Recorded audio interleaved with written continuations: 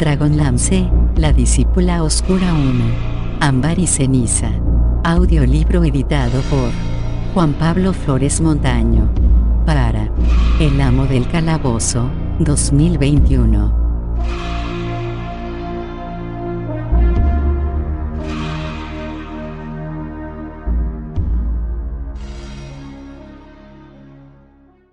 Capítulo 13. 4. Rhys dirigió la mirada hacia ellos, sosegadamente. Padre, madre saludó cortés. Yehu hizo otra reverencia. Su padre se llamaba Petar y su madre, Branduin. Su hermano, Yehu, era un niño cuando él se había marchado de casa. ¿Es eso todo lo que tienes que decir a tus padres después de 15 años? Exclamó su padre, con el rostro congestionado por la ira. Chist, Petar, intervino su madre mientras posaba la mano en el brazo de su esposo en un gesto tranquilizador. ¿Qué quieres que diga? Somos extraños para él. Esbozó una sonrisa dirigida a Rhys. No estaba furiosa, como su padre, solo agotada por el viaje y angustiada por los problemas fueran cuales fuesen que la habían traído desde tan lejos en busca de un hijo que casi no recordaba, un hijo al que nunca había comprendido. Bran, el primogénito, había sido su predilecto, y el pequeño Yehu, su niño mimado. Rhys era el mediano que nunca había acabado de encajar. Era el niño callado, el niño diferente. Hasta su aspecto era distinto, con los oscuros ojos, el cabello negro y la constitución esbelta y nervuda en marcado contraste con sus hermanos, rubios y corpulentos. Su padre lo miró, ceñudo. Rhys le sostuvo la mirada sin perder la serenidad, sosegado, y después bajó los ojos. Petar Alarife ya peinaba canas, pero en su juventud había tenido el cabello del color de la estopa. Nunca se había sentido a gusto con Rhys. Aunque adoraba a su esposa, quizá albergaba alguna duda en el fondo de su corazón, seguramente sin reconocerlo siquiera, respecto a que su hijo mediano, tan diferente de los otros dos, fuera realmente de su progenie. Indiscutiblemente, Rhys era hijo de su madre, ya que se parecía a su familia. Sus tíos eran todos hombres morenos, nervudos. Pero no había heredado un solo rasgo de su progenitor. Por todo ello a su madre le había sido difícil amar al niño que rara vez hablaba y jamás reía. Rhys no sentía animosidad contra sus padres. Lo entendía. Siempre lo había entendido. Esperó en silencio, con paciencia, a que explicaran la razón de su visita. El maestro también esperaba en silencio porque había dicho todo lo que tenía que decir. La madre de Rhys miró con aire de ansiedad a su padre, que estaba nervioso, aturullado. El silencio se tornó incómodo, al menos para los visitantes. A veces los monjes se pasaban días sin pronunciar palabra, por lo que ni el maestro ni Rhys se sintieron molestos. Finalmente fue su hermano pequeño el que lo rompió. «¿Quieren hablar de mí?», Rhys dijo Yehu en un tono tranquilo, demasiado despreocupado, que sonaba chillón. «Y no pueden hacerlo estando yo delante. Iré a dar un paseo por las instalaciones. Con vuestro permiso», claro, añadió a la par que esbozaba una sonrisa al maestro. «Aunque no creo que tengáis mucho que esconder. ¿Hay alguna posibilidad de que vuestro dios insecto me proporcione un vaso de aguardiente enano?» «Yehu», exclamó su padre, horrorizado. «Supongo que no». Yehu guiñó el ojo a Rhys y salió de la biblioteca con paso tranquilo y silbando la melodía de una canción subida de tono. Rhys y el maestro intercambiaron una mirada. Algunos llamaban a Majere el dios mantis porque la mantis religiosa era un animal sagrado para Majere, que lo utilizaba como su símbolo. La mantis parecía estar en actitud de oración siempre, inmóvil y silenciosa, pero con la capacidad de atacar a su presa con una acometida relampagueante. Por su atavío, el joven era clérigo de Kirijolit, pero, desde luego, no actuaba como tal, ya que Kirijolit era serio y severo y no aprobaría un sacrilegio como referirse a Majere como el dios insecto. «Lo siento», Maestro, se disculpó Petar, la rojez del rostro cada vez más intensa, solo que ahora se debía al azoramiento, no a la ira. Se enjugó la cara con la manga. A ningún hijo mío se lo educó para que se dirigiera al clero en ese tono. Tú lo sabes, Rhys. Rhys lo sabía. Su abuela paterna, que había sido sacerdotisa de Paladine, siempre había mostrado un profundo respeto por los dioses y hacia cualquier hombre de Dios. Incluso en los años en que los dioses no se encontraban presentes, Petar había enseñado a sus hijos a tenerlos en su corazón. Yeo ha cambiado, Rhys, intervino Branduin con voz temblorosa. Por eso hemos venido. Nosotros. Es un desconocido para nosotros. Está a todas horas en las tabernas, bebiendo y corriéndose juergas en compañía de un grupo de jóvenes rufianes y de rameras. Perdonadme, padre, por hablar de esas cosas, añadió, roja como la grana. En los ojos del maestro hubo un destello divertido. Los monjes de Majere hacemos voto de castidad, pero conocemos la vida. Entendemos lo que hay entre un hombre y una mujer y, en la mayoría de los casos, lo aprobamos. De otro modo, pronto nos quedaríamos sin monjes. Por lo visto, los padres de Rhys no sabían cómo tomarse esa manifestación, pero daba la impresión de que les resultaba ligeramente escandalosa. Vuestro hijo, por el atuendo, es un clérigo de Kirijolit, observó el maestro. Ya no, repuso Petar. Los clérigos lo han expulsado. Rompió demasiadas reglas. De hecho, no tendría que llevar puesta esa túnica, pero parece complacerle hacer bufonadas. No sabemos qué hacer, añadió Branduin con la voz algo quebrada. Pensamos que quizá Rhys podría hablar con él. Dudo que ejerza mucha influencia en un hermano que obviamente no se acordaba de mí, apuntó suavemente Rhys. Por favor, Rhys, suplicó su madre. Estamos desesperados. No tenemos a quién recurrir. Pues claro que hablaré con él, aclaró Rhys, apacible. Solo quería advertiros que no albergaseis demasiadas esperanzas. Sin embargo, haré algo más que hablar. Rezaré por él. Sus padres parecieron aliviados, esperanzados. El maestro les ofreció un cuarto para que pasaran la noche y los invitó a compartir la sencilla cena monacal. Los padres de Rhys aceptaron, agradecidos, y fueron al cuarto a descansar, agotados por el viaje y la ansiedad.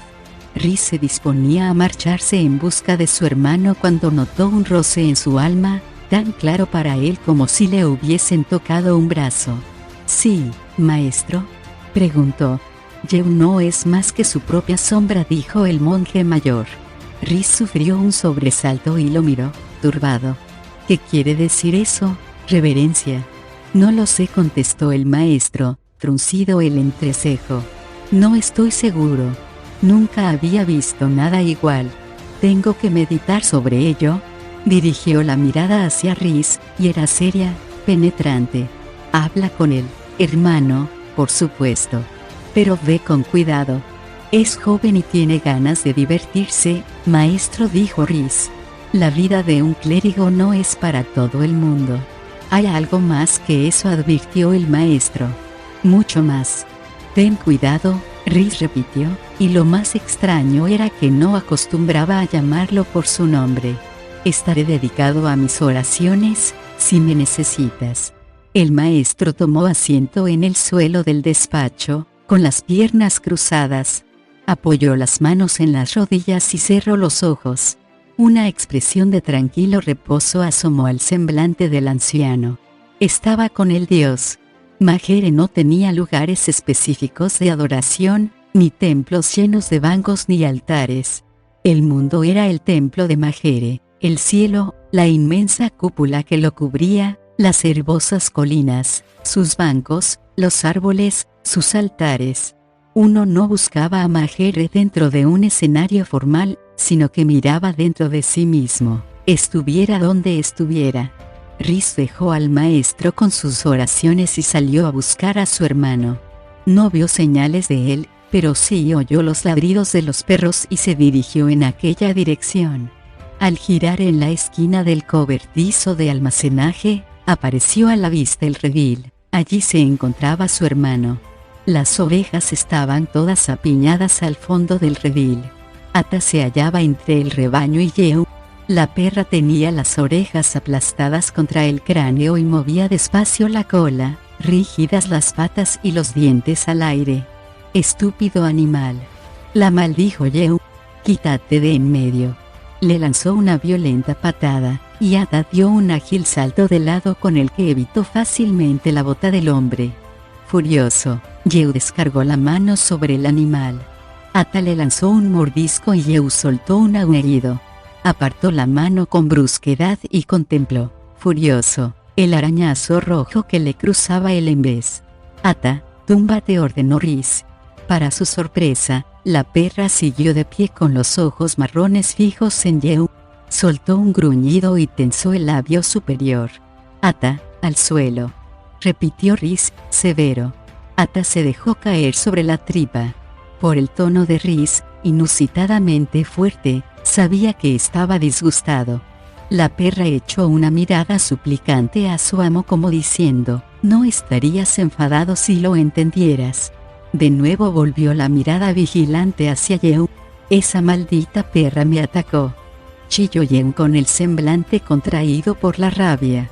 Se cubrió la mano herida con la otra. «Es una bestia. Habría que cortarle el cuello. Su trabajo es proteger las ovejas. No tendrías que haberlas molestado y tampoco haber intentado darle una patada a ella ni pegarle. Ese arañazo solo es una advertencia, no un ataque». Yehu dirigió una mirada feroz a la perra, después masculló algo y apartó la vista. Ata seguía observándolo con desconfianza, y los otros perros se habían despertado y estaban alerta, con el pelo del lomo erizado. La perra con cachorros lanzó mordiscos a los pequeños, que querían jugar, para que entendieran que no era el momento. A Riz le extrañó la reacción de los perros. Habríase dicho que había un lobo merodeando. Sacudió la cabeza. Aquel no era un comienzo propicio para entablar una conversación íntima entre hermanos. «Deja que eche un vistazo al mordisco», ofreció Riz. «El enfermero tiene salvia que podemos ponerte en la herida para evitar que se infecte, aunque por lo general los mordiscos de los perros se curan bien. Son más limpios que los mordiscos humanos». «No es nada», repuso Yehu en tono malhumorado, y siguió apretándose la mano sobre la otra herida. «Tiene los dientes afilados. Debe de estar sangrándote».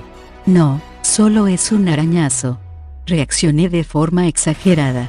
Yehu metió las manos en las bocamangas de la túnica que ya no tenía derecho a vestir.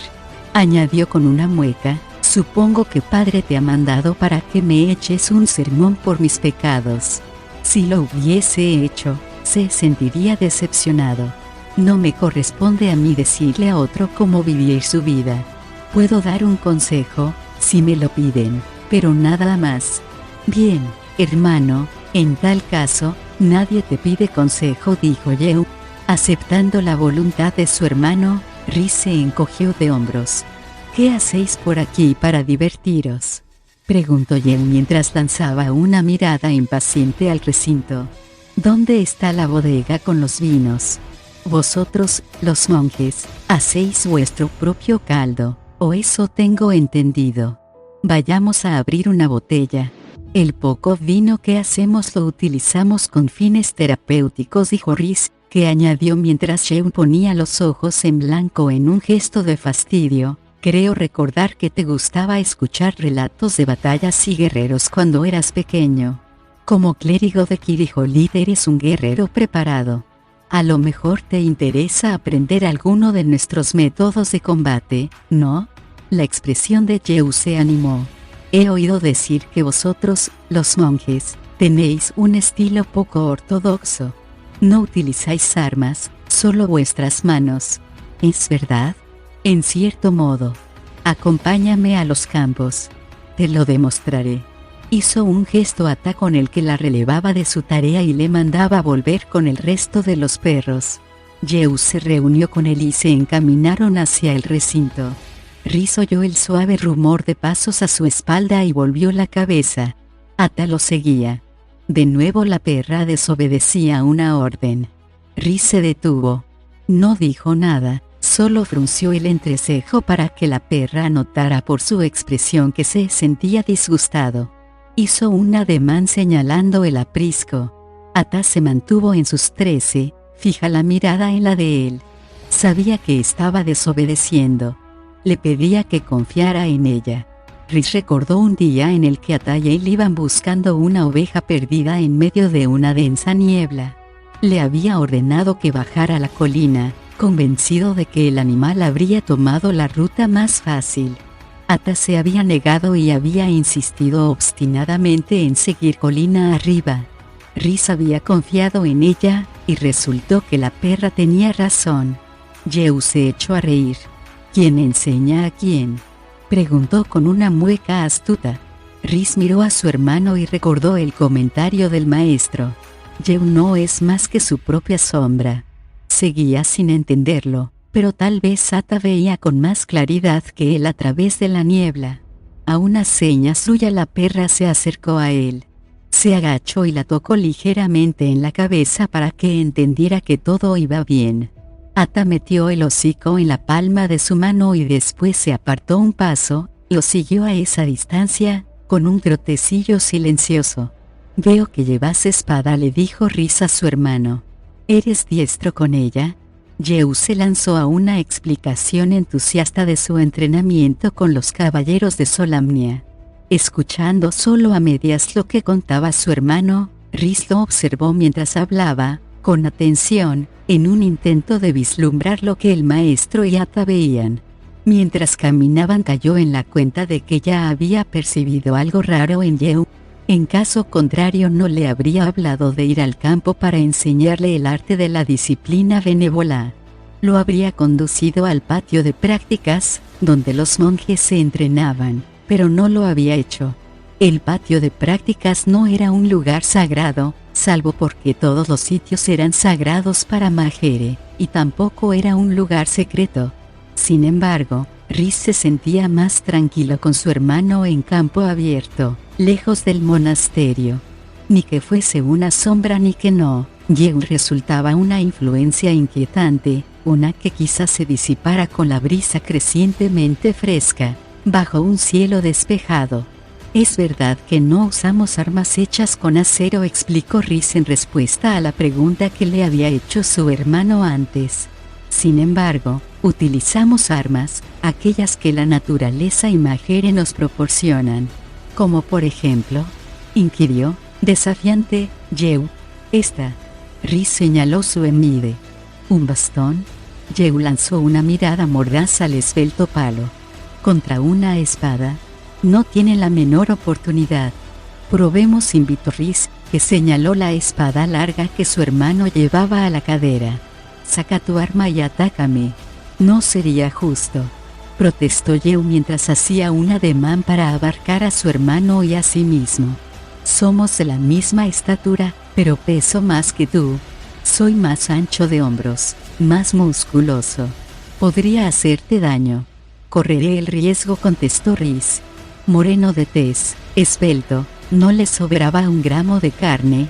Era hueso, tendón y músculo, mientras que los reveladores indicios de la vida disipada de su hermano saltaban a la vista. Yehu tenía los músculos flojos y la piel con una palidez enfermiza. «De acuerdo, hermano». Yehu sonrió. «Pero después no digas que no te lo advertí. Sobre todo cuando te cercene el brazo». Relajado y seguro de sí mismo, Yehu desenvainó la espada larga y adoptó la postura de combate, con el arma enarbolada en la mano derecha. Ata, que había permanecido tumbada en el suelo a la sombra de un árbol, al ver que el hombre estaba a punto de atacar a su amo, gruñó y se puso de pie. «Ata, siéntate», ordenó Rhys. «No pasa nada», añadió para tranquilizarla. Ata obedeció, aunque saltaba a la vista que lo hacía de mala gana, ya que no empezó a dormitar, como habría ocurrido si su amo hubiese ido allí a practicar las técnicas de lucha con otro monje. Se mantuvo alerta, despierta, fija la mirada en su amo.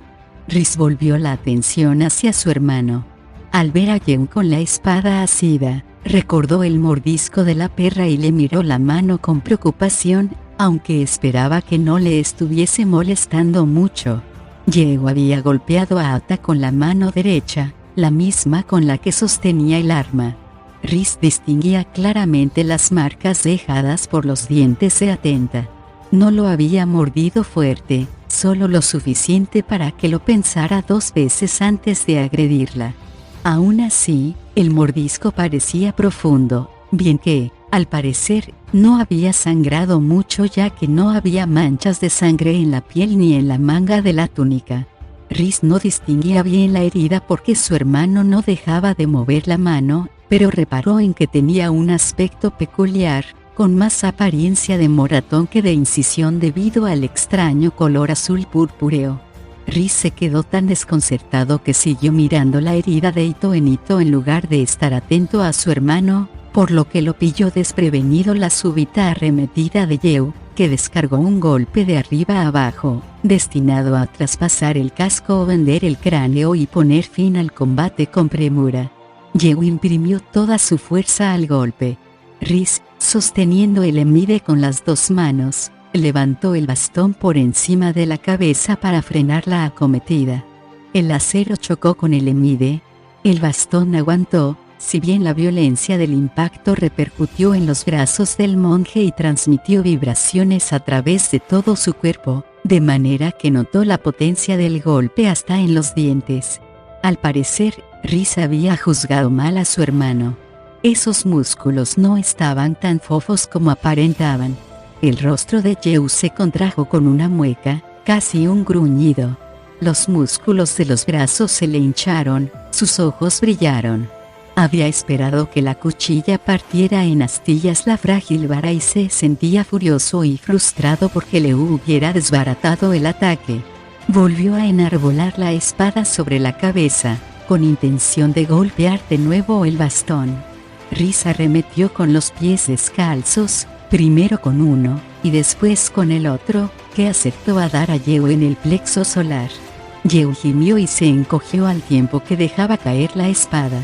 Rhys retrocedió y esperó a que su hermano se recuperara. «Me golpeaste con los pies», dijo jadeante Yehu, que se irguió despacio mientras se daba masajes en el abdomen. «Sí, lo hice. Pero», balbució Yehu, «eso no es juego limpio». «Quizá no lo sea en un torneo de caballeros», convino Rhys de forma cortés. «Pero si lucho por mi vida utilizaré cualquier arma que tenga a mi disposición. Recoge tu espada. Atácame otra vez si quieres». Yehu tomó la espada y se abalanzó sobre Rhys. La hoja de acero destelló rojiza con la luz del sol poniente. Yehu propinó estocadas y arremetidas con más fuerza que destreza, ya que era un clérigo que había entrado en contacto con la esgrima muy recientemente, no como un caballero, que se entrenaba a lo largo de casi toda su vida. Rhys no corría ningún peligro. Podría haber puesto fin al combate casi antes de que empezara con un golpe de la vara en el vientre o en la cabeza o con otra patada bien dirigida. No quería hacer daño a su hermano, pero enseguida vio que a Yehu no lo coartaba tal miramiento. Estaba encorajinado, herido tanto en su amor propio como físicamente. Con paciencia, Rhys frenó los golpes de su hermano, que se iban haciendo cada vez más violentos y desesperados, y esperó la ocasión. Al agacharse para esquivar una de las cuchilladas en arco de Yehu, aprovechó para meter el emide entre las piernas de su hermano, y lo derribó. Yehu cayó pesadamente sobre la espalda. No soltó la espada, pero un giro del emide lanzó el arma volando por el aire hasta caer en la hierba, cerca de la perra. Yehu maldijo y se levantó a trompicones. «Ata, guarda», ordenó Rhys mientras señalaba la espada. La perra se levantó al instante y se situó delante del arma. La mano de Yehu fue hacia el cinturón, sacó un cuchillo y apuntó a la perra. Rhys le asió la mano que aferraba el cuchillo y apretó el antebrazo de manera que hundió los dedos profundamente en las partes blandas de la muñeca. De pronto, a Yehu se le quedó la mano inerte y el cuchillo cayó al suelo. Rhys se agachó, Recogió el cuchillo y se lo guardó en su cinturón. La parálisis temporal le advirtió a su hermano, que se miraba la mano con una expresión de total estupefacción. Dentro de unos minutos volverás a tener sensación en los dedos. Este era un combate amistoso. Oh, eso entendí. Yeu se puso ceñudo, pero después pareció avergonzado. Se frotó la mano inutilizada y retrocedió, alejándose de la perra. Solo quería asustar a esa chucha pulgosa, nada más. No le habría hecho daño. Eso es verdad, dijo Rhys. No le habrías hecho daño a Atenta. De haberlo intentado, ahora yacerías en el suelo con la garganta desgarrada. Me dejé llevar por el entusiasmo, nada más, se disculpó Yeu. Olvidé dónde estaba, creía hallarme en el campo de batalla. ¿Puedes devolverme la espada y el cuchillo? Prometo controlarme. Rhys le tendió el cuchillo, recogió la espada que la perra vigilaba y se la dio a su hermano, que la tomó con la mano izquierda. Yeu la miró, fruncido el entrecejo. Sigo pensando que debería haber hendido esa baratulla. La condenada hoja debe de tener el filo embotado. Haré que lo afilen cuando vuelva a casa. A la cuchilla no le pasa nada, dijo Rhys. Va, pues claro que sí, repuso Yeu con sorna. No irás a decirme que esa ramita resistió el golpe de una espada larga. Esta ramita ha resistido incontables espadas durante 500 años, contestó Rhys. ¿Ves estas diminutas muescas? Alzó la vara para que Yeu la examinara. Las hicieron espadas, mazas y todo tipo de armas de acero. Ninguna la rompió, ni siquiera la dañó gran cosa. Podrías haberme dicho que el maldito palo era mágico. No es de extrañar que perdiera. Yeu parecía ofendido. Ignoraba que se trataba de ganar o de perder, replicó Rhys suavemente. Creía que te estaba haciendo una demostración de una técnica de combate. Como he dicho, me dejé llevar por el entusiasmo, masculló Yeu. Meneó la mano derecha. Ahora podía mover los dedos y envainó la espada. Creo que es suficiente demostración por hoy. ¿Cuándo coméis aquí? Me muero de hambre. Pronto. Estupendo. Iré a asearme. Te veré en la cena. Yeu se dio media vuelta, pero pareció cambiar de opinión y se giró otra vez. He oído contar que vosotros, los monjes, os sostenéis con hierba y bayas. Espero que tal cosa no sea cierta. Tendrás una buena cena, le aseguró Rhys. Te cojo la palabra. Yeu le dijo adiós con la mano y se alejó. Al parecer todo quedaba olvidado, perdonado. Yeu incluso se paró para disculparse con Ata y le rascó la cabeza. La perra aceptó que la tocara, pero solo después de que Rhys hiciera un gesto de asentimiento con la cabeza. Después, en cuanto Yeu se hubo marchado, se sacudió como si quisiera librarse de todo rastro del hombre. Trotó hacia Rhys, a quien dio con el hocico en la pierna, y alzó hacia él los expresivos ojos castaños. ¿Qué pasa, chica?, preguntó Rhys, frustrado. La rascó detrás de las orejas. ¿Qué tienes contra él, aparte del hecho de que es joven e irreflexivo y tiene una excesiva buena opinión de sí mismo? Ojalá pudieras decirme lo que piensas. Con todo, hay una razón para que los dioses hicieran mudos a los animales. La mirada preocupada de Rhys siguió la marcha de su hermano, que se alejaba por la pradera. No soportaríamos oír las verdades que podríais decirnos. Capítulo 14. 5. Rhys no regresó al monasterio de inmediato. Ata y él caminaron hacia el arroyo que suministraba agua tanto para hombres como para animales y se sentaron en la hierba, debajo de los sauces. Ata rodó sobre un costado y se quedó dormida, agotada por los rigores del día, primero protegiendo a las ovejas y después a su amo. Sentado con las piernas cruzadas en la orilla del arroyo, Rhys cerró los ojos y se entregó al dios Magere. El susurro del viento entre las ramas del sauce y el suave canto vespertino de los pinzones se mezclaron con el murmullo risueño del arroyo para aliviar las conjeturas y la inquietud por el extraño comportamiento de su hermano. A pesar del hecho de que no lo había sermoneado ni había logrado que cambiase de vida de inmediato, como su padre había esperado que ocurriera, Rhys no tenía la impresión de haber fracasado. Los monjes de Magere no contemplaban la vida bajo el prisma del triunfo o el fracaso. Uno no fallaba en una tarea. Sencillamente, no tenía éxito. Y puesto que uno siempre se esforzaba en lograrlo, mientras siguiera intentándolo, entonces no podía fracasar realmente. Tampoco reprochaba a sus padres que lo cargaran con esa responsabilidad, y eso que seguramente ni siquiera habían pensado en él hacía 15 años. Estaban desesperados. Lo que lo hacía sentirse mal era que tendría que decirles que él no podía hacer nada al respecto. Podía hablar con el maestro antes, claro, pero Rhys sabía lo que el monje mayor le contestaría. Yeo era un hombre adulto. Había elegido su camino. Quizá fuera posible persuadirlo mediante buenos consejos y el ejemplo, pero si eso no lo cambiaba, nadie tenía derecho a impedirle seguir su camino o apartarlo de él o forzarlo a tomar otro, ni siquiera a pesar de que el suyo fuera un camino de autodestrucción. La decisión de cambiar tenía que tomarla Yeo, en caso contrario no tardaría en volver a las andadas. Eso era lo que enseñaba Magere, y era lo que los monjes creían. La campana sonó para anunciar la hora de la cena. Rhys no se movió. A los monjes se les exigía estar presentes en el desayuno, cuando se discutía cualquier asunto relacionado con el monasterio.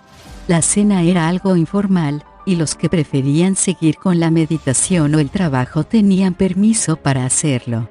Rhys sabía que debería estar presente, pero detestaba tener que dejar su tranquila soledad.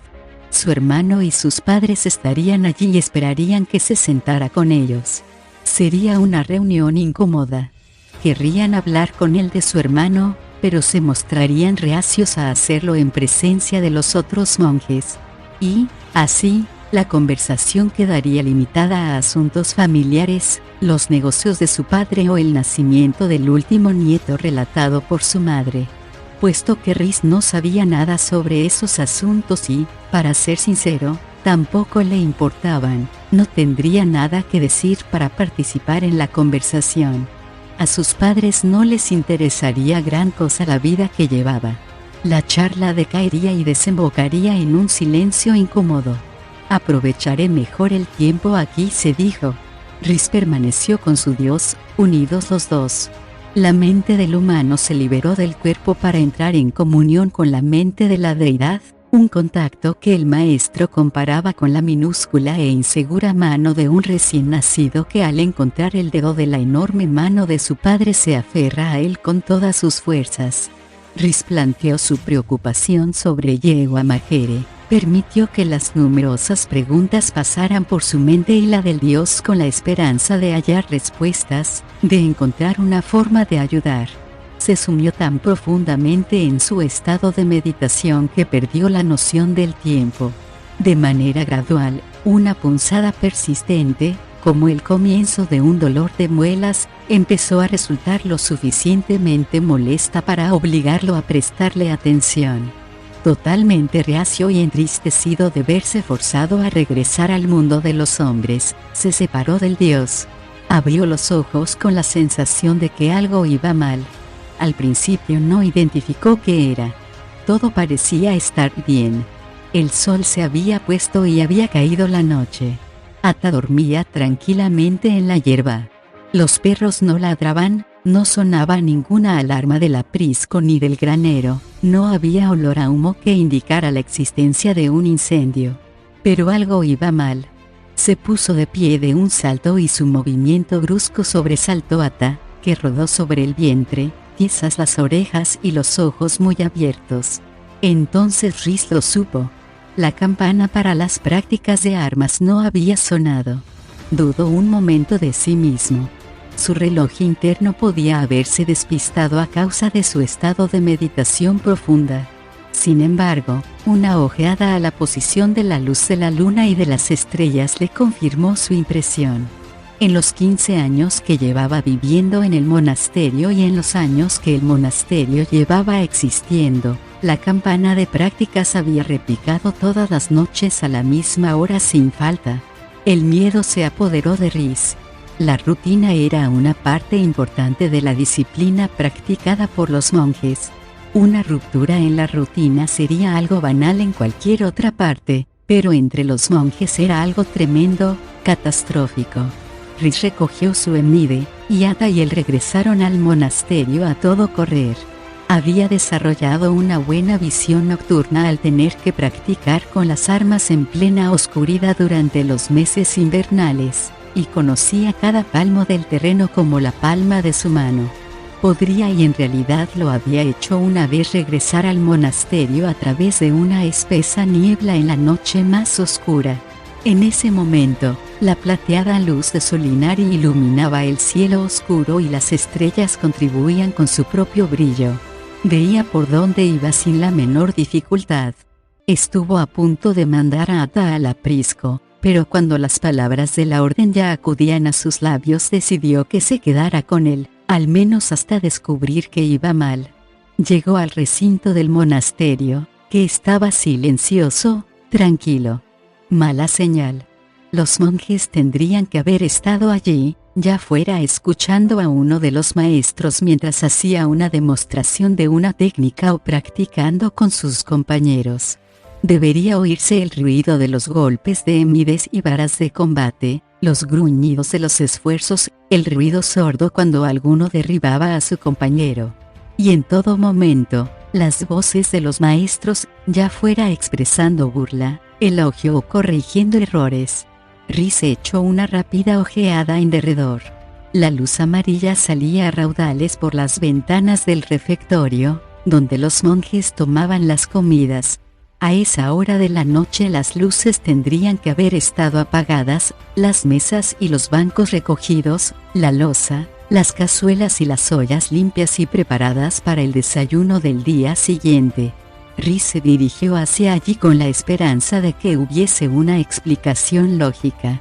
Se le ocurrió la idea de que quizá el maestro estuviera charlando con su familia y que eso hubiera impedido que los otros monjes hiciesen prácticas porque hubiera necesitado su ayuda. Tal contingencia se saldría completamente de la norma, pero no estaba fuera de lo posible. La puerta principal daba a la sala común del monasterio. A través de las ventanas, Rhys vio que se hallaba a oscuras, como era lo normal a esa hora de la noche.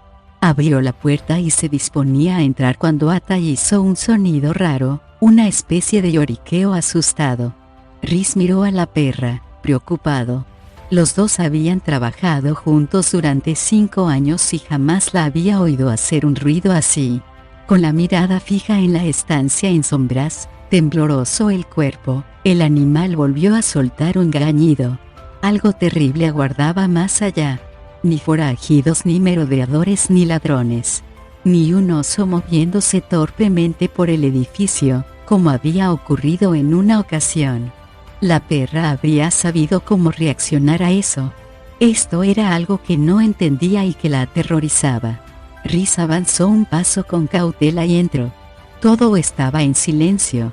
No se oían voces ofreciendo sabios consejos. Ninguna voz.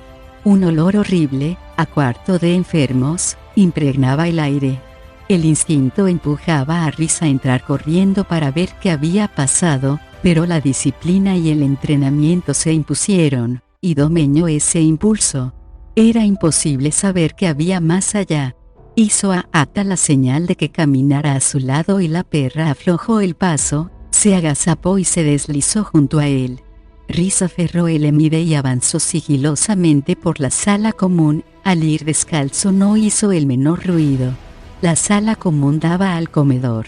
Dentro brillaban las luces y, aunque Rhys solo alcanzaba a ver el extremo de un banco, oyó un sonido débil, extraño, una especie de farfulla mascullada entre dientes. No distinguía palabras, si es que las sabía. Avanzó con cautela, atento a cualquier ruido de la otra estancia, sin quitar la vista de la puerta. Atta le avisaría si alguien o algo estaba preparado para saltar sobre él desde la oscuridad, pero no tenía la impresión de que hubiera alguien acechando en la sala. El peligro, al parecer, se encontraba en la luz, no en las sombras. El repulsivo olor se hizo más intenso. Llegó al comedor. El hedor le provocó una arcada, por lo que se llevó la mano a la boca y la nariz. La voz balbuciente sonaba más fuerte ahora, pero seguía siendo tan baja que aún no entendía lo que decía y tampoco era capaz de identificar a la persona que hablaba. Justo en el umbral, para así poder ver sin ser visto, Rhys se asomó al comedor. Se quedó horrorizado, paralizado por la impresión. En el monasterio vivían 18 monjes. En el pasado la comunidad había sido más numerosa, había llegado a contar con más de 40 miembros en los años posteriores a la Guerra de la Lanza. Después, durante la Quinta Era, el censo de residentes del monasterio había ido menguando hasta reducirse a 5 únicamente, y hacía poco que su número había empezado a recuperarse. Los monjes comían en fraternal compañerismo alrededor de una mesa rectangular hecha con una plancha de madera colocada sobre caballetes, sentados en bancos, 9 a cada lado. Ese día solo había 17, ya que Rhys había preferido pasar por alto la cena. Sin embargo, habían tenido invitados los padres y el hermano de Rhys, que debían de haberse sentado con ellos para compartir su sencillo sustento. En total, 20 personas. De las 20, 19 yacían muertas. Rhys contempló conmocionado la terrible escena, su disciplina hecha añicos, todo pensamiento racional esparcido como hojas arrastradas por un vendaval. Miró alrededor, completamente aturdido, incapaz de asimilar el horror, de comprender qué había pasado. Pese a que, tras una desesperada ojeada, fue consciente de que todos estaban muertos, corrió hacia el maestro y se arrodilló a su lado para posar la mano en el cuello del monje mayor con la loca esperanza de percibir un leve indicio de que aún alentaba un soplo de vida. Solo había que mirar el cuerpo contraído del anciano monje, la crispación de los músculos faciales, la lengua hinchada y el vómito del contenido de su estómago para comprender que el maestro había muerto y que había sido una muerte dolorosa. Todos los monjes habían sufrido la misma muerte horrible. Parecía que algunos se hubieran incorporado al sentir los primeros síntomas y hubiesen intentado ir hacia la puerta. Otros yacían cerca del banco donde habían estado sentados. Todos los cuerpos estaban atrozmente retorcidos. El suelo se hallaba resbaladizo por los vómitos. Eso, así como las lenguas hinchadas, revelaban la causa de la muerte, los habían envenenado. También los padres de Rhys estaban muertos. Su madre yacía boca arriba, y la expresión petrificada en su semblante era de una repentina y espantosa comprensión. Su padre, tendido boca abajo, tenía un brazo estirado, como si en el último momento hubiera intentado agarrar a alguien. A su hijo menor. Yehu se hallaba vivo y, por lo visto, en perfecto estado. Suya era la voz que Rhys había oído mascullar y balbucir. Yehu, dijo Rhys, seca la boca, la garganta tan contraída que no reconoció su propia voz. Al oír su nombre, Yehu dejó de farfullar y se volvió para mirar a su hermano. «¿No viniste a cenar?», dijo. Se incorporó del banco y se puso de pie. Hablaba con tranquilidad, como si estuviese en su propia cocina y charlara con un amigo, en lugar de encontrarse en medio de una escena caótica. «Ha perdido la razón», pensó Rhys. El horror lo ha vuelto loco. Con todo, Yehu no tenía aspecto de demente. «No me apetecía comer», contestó Rhys. Necesitaba mantener la calma, tratar de descubrir qué sucedía. Yehu alzó un cuenco de sopa de la mesa y se lo tendió a su hermano. «Debes de estar hambriento. ¿Será mejor que tomes algo?». A Rhys se le puso el corazón en un puño. En ese momento supo lo que había pasado, igual que lo habían sabido sus padres antes de morir. Pero el por qué escapaba a su comprensión, quedaba más allá de su alcance, como el oscuro rostro de Nuitari. A su espalda oyó gruñir a Ata y extendió la mano en un gesto de advertencia con el que le ordenaba quedarse quieta. No apartó la vista de su hermano. Yehu tenía las ropas desarregladas, y arañazos en la cara y el torso. Tal vez su padre se las había ingeniado para agarrar a su hijo asesino antes de que la muerte se lo llevara. Yehu tenía el pecho descubierto, dejando a la vista una curiosa marca, la señal de los labios de una mujer grabados a fuego en su piel. Rhys pensó que era algo extraño, pero nada más. El espanto se lo quitó de la mente e hizo que se le olvidara. «Esto lo has hecho tú», dijo con voz quebrada mientras señalaba a los muertos. Yehu echó una ojeada a los cadáveres y después volvió la vista hacia su hermano. Se encogió de hombros como diciendo, «Sí, ¿y qué? ¿Y ahora quieres envenenarme a mí?» Rhys hacía el bastón con los dedos tan prietos que tenía los nudillos blancos y los notó agarrotados. Se obligó a aflojarlos. Yehu pareció considerar el asunto. «Más que una cuestión de querer, es una cuestión de tener que, hermano. ¿Tienes que envenenarme?» Rhys se esforzó para mantener el tono frío y sosegado. Ahora sabía que su hermano no estaba loco, que había algún tipo de terrible razón fundamental tras los asesinatos. «¿Por qué? ¿Por qué has hecho esto?» «Habría intentado pararme», dijo Yehu, que posó la mirada en el cuerpo del maestro. «Ese viejo de ahí sabía la verdad. Lo vi en sus ojos». Se volvió a mirar a Rhys. «Lo vi en tus ojos. Todos ibais a intentar impedírmelo». «¿Impedirte qué, Yehu?», demandó Rhys. «Conseguir discípulos para mi Dios». «¿Para Kirijolit?», inquirió el monje con incrédula estupefacción. «Para ese sacamuelas aguafiestas», no se mofó Yehu. Una expresión devota asomó a su semblante, y su voz adquirió un tono reverencial. «Para mí, señor Chemosh. ¿Eres seguidor del dios de la muerte?». «Lo soy, hermano». Dejó el cuenco de sopa en la mesa y se levantó del banco. «Tú también puedes serlo». Abrió los brazos. «Abrázame, hermano. Abrázame y abraza la vida eterna, la juventud eterna, el placer eterno». «¿Te han engañado, Yehu?». Rhys desplazó los pies, asió el bastón con las dos manos y se colocó en una posición de lucha. Yehu no llevaba la espada. Los monjes le habrían prohibido entrar con una arma en el monasterio. Sin embargo, se hallaba en pleno éxtasis religioso y eso lo hacía peligroso. «Chemosh no quiere que tengas nada de eso. Solo busca tu destrucción». «Por el contrario, ya tengo todo lo que me prometió», repuso su hermano con aire indulgente. «Nada puede hacerme daño». Se volvió hacia la mesa y levantó un cuenco que le mostró a Rhys. «Este es el mío. Vacío. Tomé el caldo con la cicuta como el resto de esos pobres necios. Tenía que tomarlo, claro, porque si no podrían haber sospechado. Están muertos, y yo no». Eso podía tratarse de una fanfarronada, de una mentira, pero Rhys dedujo por el tono y la expresión de su hermano que no lo era. Yehu había dicho la verdad, había ingerido el veneno y estaba ileso. De repente Rhys recordó el mordisco de la perra, la ausencia de sangre. Yehu tiró sobre la mesa el cuenco, con descuido. «Llevo una vida regalada, de placer. No sé qué es el dolor ni la enfermedad. De eso se encarga Chemosh. No necesito nada. Puedes disfrutar de esta misma vida, hermano». «No quiero semejante vida, si es que a eso lo llamas vida».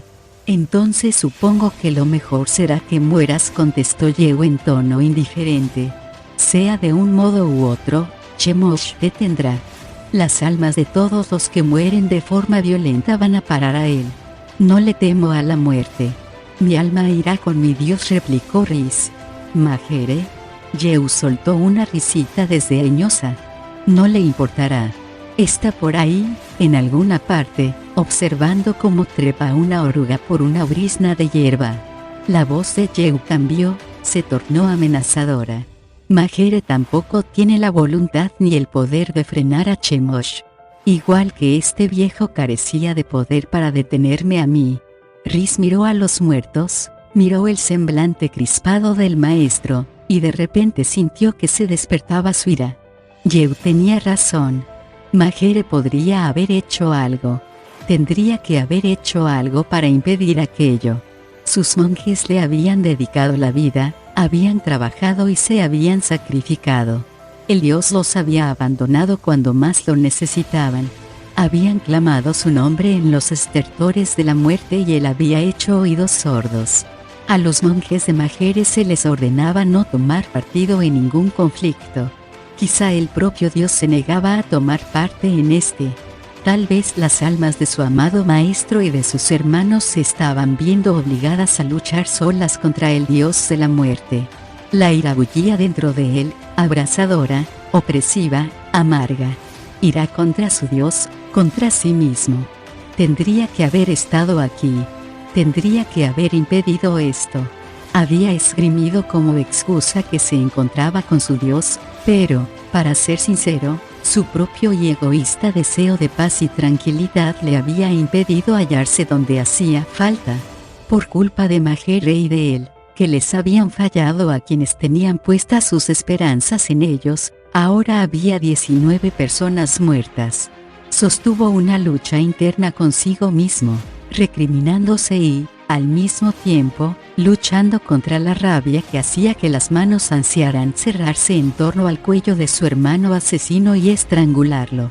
Estaba tan inmerso en aquella lucha interna que apartó la vista de Yehu. Su hermano no dudó un momento en aprovechar su descuido. Agarró el pesado cuenco de barro y se lo lanzó con todas sus fuerzas. El cuenco acertó a darle entre los ojos. El dolor estalló dentro de su cráneo, un dolor abrasador, rojo y llameante como el fuego, tan intenso que no podía pensar. La sangre le corrió por la cara, le entró en los ojos, cegándolo. Se tambaleó y se agarró a la mesa para sostenerse. Tuvo la borrosa sensación de que Yehu se abalanzaba sobre él, y después otra sensación de un cuerpo blanco y negro que pasaba delante de él, en un salto. Riz saboreó sangre. Se desplomaba y extendió la mano para frenar la caída, tendió la mano hacia el maestro. Delante de Riz se erguía un monje de túnica naranja. El semblante del monje le resultaba familiar, aunque nunca lo había visto. Se parecía al maestro y, al mismo tiempo, a todos los hermanos del monasterio. Los ojos del monje denotaban sosiego y calma, una actitud bondadosa. Riz supo quién era. Mahere. Susurró, sobrecogido. El dios lo miró fijamente, sin responder. Mahere. Riz vaciló. Necesito tu consejo. Dime qué debo hacer. ¿Sabes lo que has de hacer? Riz contestó el dios, sosegado. Lo primero es enterrar a los muertos y después has de limpiar esta estancia de muerte para que todo aparezca limpio ante mi vista. Mañana te levantarás con el sol y entonarás tus plegarias, como siempre.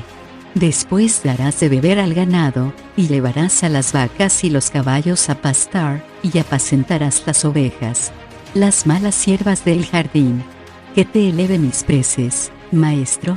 ¿Para qué? Todos han muerto y tú no hiciste nada. Rezarás para pedirme lo que siempre me has pedido, Riz contestó el dios. Perfección de cuerpo y de mente.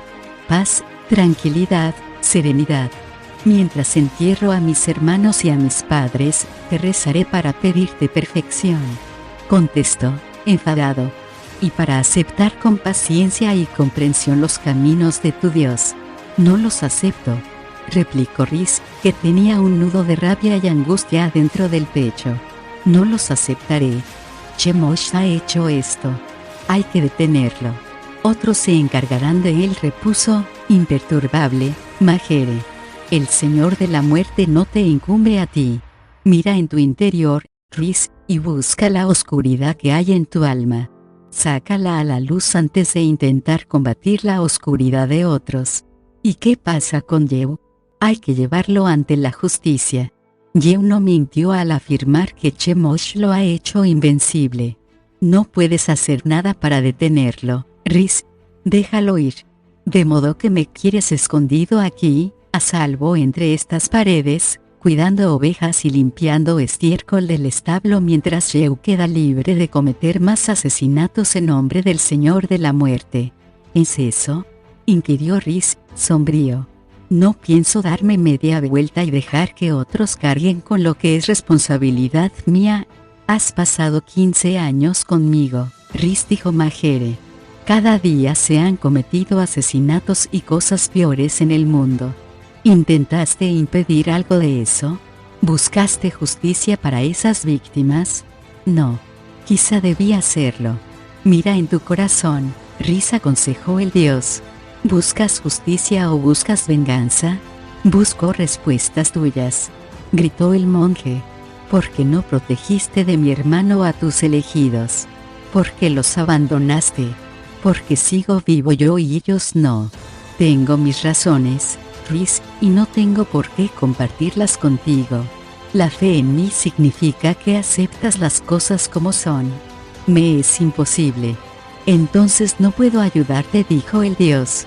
Riz guardó silencio mientras la encarnizada batalla que sostenía dentro de él cobraba virulencia. Que así sea, dijo Riz bruscamente, y se dio media vuelta.